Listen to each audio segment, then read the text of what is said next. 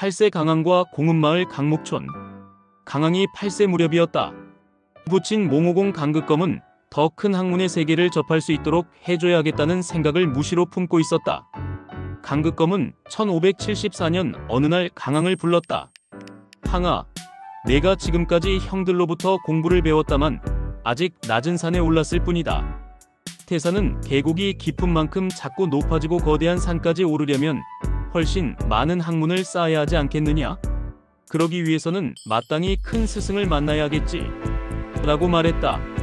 당시 영광 불갑 유복마을에서 염산 논잠포구나 서포는 비교적 가까운 거리에 위치했다. 선박을 이용해 1시각이면 고창 무장현의 구암마을에 도착할 수 있었다. 이 지역 구암리에는 큰 학문을 지닌 주곡 이장령의 생가이기도 하다.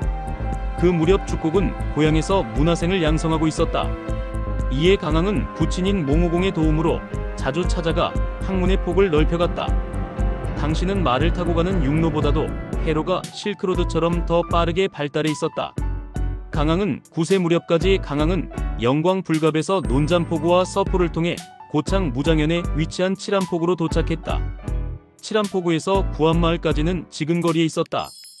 이 무렵 강항은 주곡의 막내딸이자 나중에 둘째 부인이 된 동갑내기 이씨 부인과도 자연스럽게 소꿉동무로 자주 어울리기도 했다. 이곳 구암마을은 나중 597년 정유재란 이후에 강항의 동생인 시시당강 영의 후손이 세거하기도 한 곳으로도 유명하다. 바로 손이 형인 강항과 일가족이 모두 포로로 붙잡혀 일본으로 끌려갈 무렵 이곳 고창의 구암마을로 피해 시시당은 포롤단신으로 들어왔다.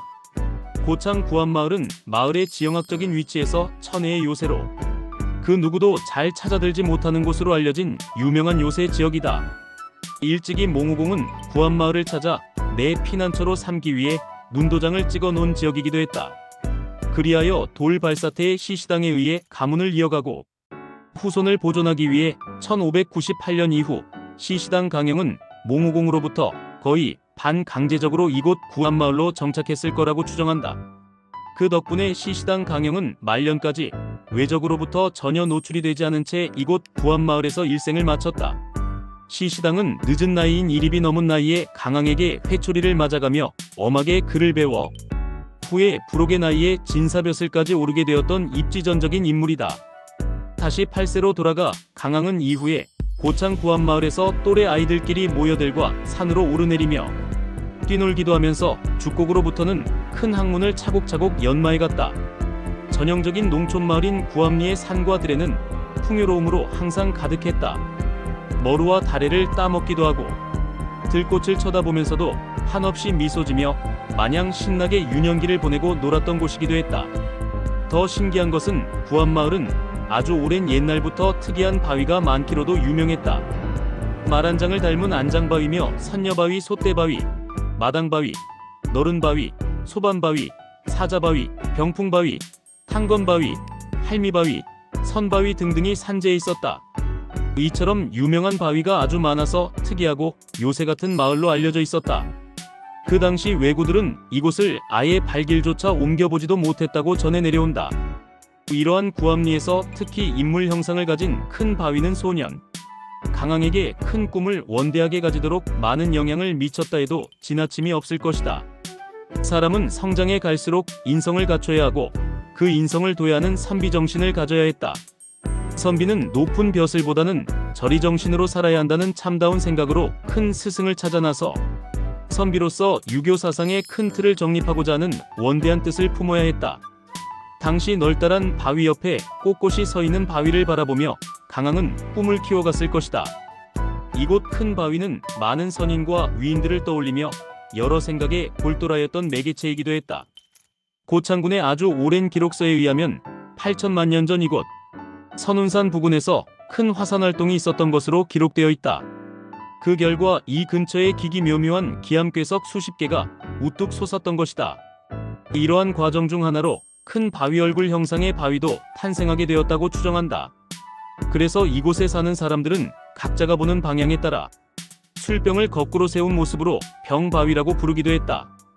그렇지만 가까이 다가가서 보면 보기 무서울 정도로 보는 사람마다 다른 위인을 닮은 형상이라서 강항은 이곳의 큰 바위 얼굴을 보며 위대한 위인의 모습을 떠올리며 장차 참다운 선비로서 나아갈 원대한 꿈을 품었을 것이다.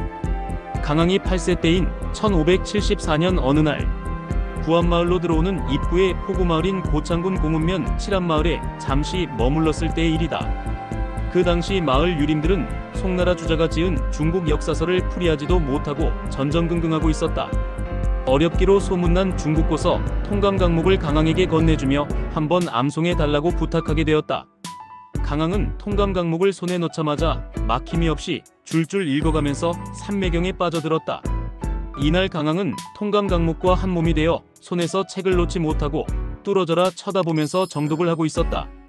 시간은 자꾸 흐르고 강항은 칠암마을에 위치한 향교에서 시작한 통감강목에 대한 책 읽기는 밤이 스며들게 되자 마침내 호롱불을 밝히고 하룻밤을 온통 하얗게 자세우게 되었다. 강항은 통감강목을 거듭 읽고 또 그 내용을 송두리째 암송하였다. 이윽고 그 다음날 아침을 맞이했다. 한나절 동안에 마을 어른들과 유림들이 모여들기 시작했다. 강항은 마을 사람들 앞에서 통감강목을 막힘없이 첫 장부터 줄줄 암송에 들어갔다. 중간중간에 질문이 나오고 그 풀이에 찬사가 쏟아지며 이어졌다. 이곳 칠암마을 온 동네가 발칵 뒤집어질 정도로 신동 강항의 통찰력에 송찬이 끊이지 않았다. 드디어 유학자 중 칠암마을의 한원로 유림이 앞에 나서서 선언했다.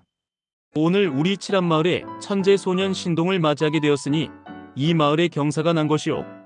그리하여 이 일곱 봉우리의 칠암마을을 앞으로는 강목촌이라 명명했으면 하는데 여러분 생각은 어떠하오? 라고 목소리에 힘을 실어 말했다.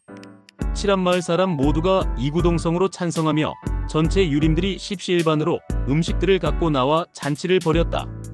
풍악을 울리고 신동에 의해 중국의 역사서를 풀어 마을 전체가 조선 땅의 귀감이 됨을 알렸다. 이토록 지역마다 학문에 대한 열망이 있어 조선인들 우리의 선조는 위대했다. 당시 강항에 의한 통감강목의 해석으로 칠암마을이 강목촌이라 불리게 되었던 것이다. 더 놀라운 것은 이 무렵 읽었던 통감강목은 선조 37년 1603년 강항이 37세 되던 해에 강감회여 17권 30책으로 출판에 이르게 된다. 통감강목의 미진한 부분을 보강하고 내용을 요약해 다시 해설을 붙인 강감회여로 집대성시켰던 것이다. 강감회여란 중국 역사서인 통감강목과 자치통감의 준말로 이렇게 탄생한 강감회여는 당시 후학들의 신진 등용문인 과거시험의 텍스트북으로 재탄생되었다. 뿐만 아니라 그 시대의 유명한 일화를 담은 강감회여가 지금 내산서원의 유물전시관에 소중하게 보관하여 내산서원 보존회에서 수장하고 있다. 이처럼 강항의 천재성은 7세의 맹자정에 이어 8세의 통감강목을 하룻밤만에 다 외워 강항의 위대한 학문의 깊이를 새삼일 깨웠던 일대 사건이었다. 7세 강항의 맹자정과 함께 당시 널리 유명세를 타게 된 것이 8세 강목촌 일화에서 비롯되었다. 이어서 9세에 이른 강항은 마침내 도학의 경지에 이르게 된 일화를 소개하겠다.